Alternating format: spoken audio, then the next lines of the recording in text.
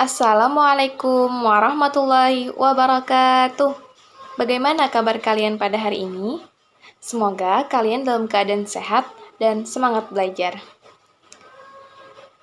Sebelum memulai pelajaran hari ini, mari kita sama-sama berdoa. Angkat kananmu, angkat kirimu, tundukkan kepalamu sambil berdoa. Yuk kita baca doa sama-sama. Bismillahirrahmanirrahim.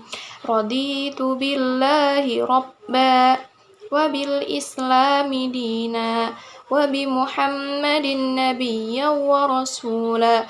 Rabbi zidni ilma warzuqni fahma walhamdulillahi rabbil alamin. Semoga pembelajaran kita pada hari ini berjalan dengan lancar dan mudah dipahami. Halo, berjumpa lagi dengan Ibu Fatimah ya pada hari ini. Apakah ada yang tidak berhadir anak-anak Ibu pada hari ini? Alhamdulillah, lengkap semuanya ya. Pada hari ini kita belajar Bahasa Indonesia, tema 1, subtema 1, pembelajaran 4. Silahkan buka bukunya ya. Pada pertemuan sebelumnya, kalian belajar tentang kalimat utama dan kalimat penjelas.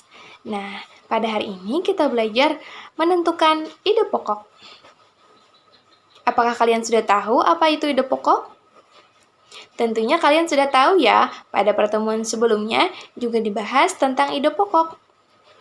Nah, ide pokok sering disebut gagasan utama, gagasan pokok, pikiran utama, atau pokok pikiran. Apa sih yang dimaksud dengan ide pokok?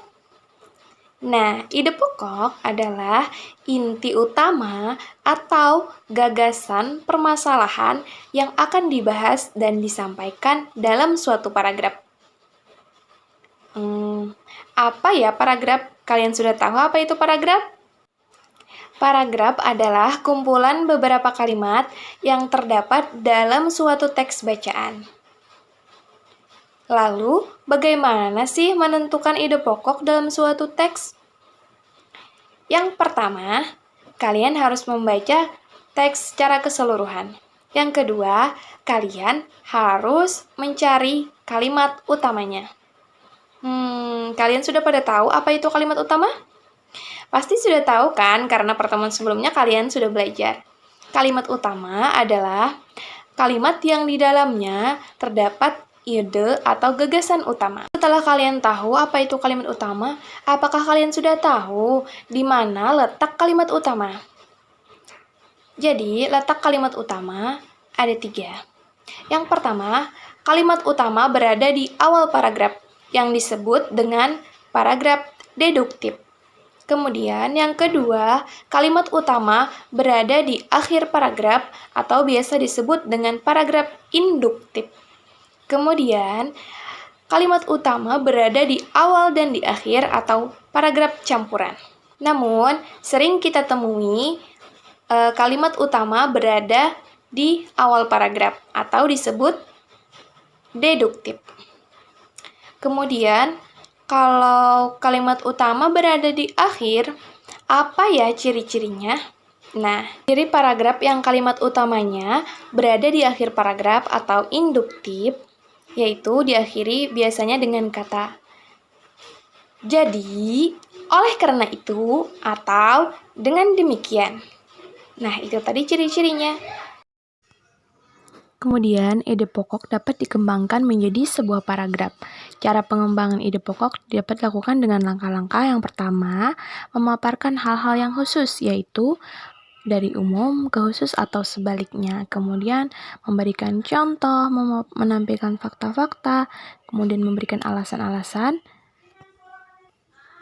Kemudian bercerita, definisi luas ataupun campuran. Nah, lebih jelasnya kita lihat contoh teks berikut. Kita cari kalimat utama dan ide pokoknya secara bersama-sama. Sekarang, ayo kita sama-sama menentukan ide pokok pada teks berikut. Di sini ada teks yang terdiri dari 3 paragraf. Nah, pada paragraf pertama kalimat utamanya adalah mengatur pola minum air ternyata sangat penting.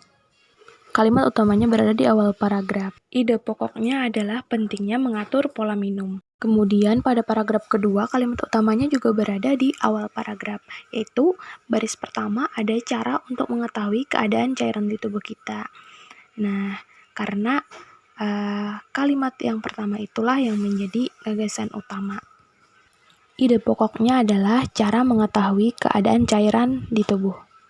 Pada paragraf 3 yang menjadi kalimat utama juga di awal paragraf, yaitu kelebihan cairan juga tidak baik untuk tubuh. Nah, jadi ide pokoknya adalah akibat negatif jika kelebihan cairan di tubuh. Nah, bagaimana? Mudah kan menentukan ide pokok pada suatu teks? Sekarang, ayo kita coba lagi satu teks berikut. Nah, di sini ada satu paragraf teks, pohon memberikan banyak manfaat bagi manusia dan makhluk hidup. Pohon berperan sebagai sumber makanan, obat, dan bahan industri. Salah satu peran pohon yang tidak kalah penting adalah penghasil udara segar. Nah, kira-kira apa ya ide pokok bacaan di atas? Kita cari kalimat utama, yaitu kalimat yang menjadi ide utama, yaitu pohon memberikan banyak manfaat bagi manusia dan makhluk hidup. Nah, itu adalah kalimat utamanya. Jika kita mengetahui kalimat utamanya adalah kalimat tersebut, maka kita dapat menentukan ide pokoknya, yaitu ayo A, B, C, atau D? Iya, betul sekali. Jawabannya adalah A, manfaat pohon bagi kehidupan. Nah, kita dapat menceritakan kembali menggunakan ide pokok. Terserah mau dari umum ke khusus atau khusus ke umum. Contoh, ibu menceritakan kembali menggunakan ide pokok. Pohon memberikan banyak sekali manfaat bagi kehidupan, sebagai obat, makanan, dan bahan industri. Nah, itu tadi cara mencari ide pokok dan menceritakan kembali menggunakan ide pokok. Nah, sekarang giliran kalian menentukan ide pokok pada teks berikut. Nah, judulnya Kehidupan Ikan di Dalam Air. Silakan kalian baca secara keseluruhan, kemudian cari kalimat utamanya dan tentukan ide pokok paragraf pertama dan paragraf kedua.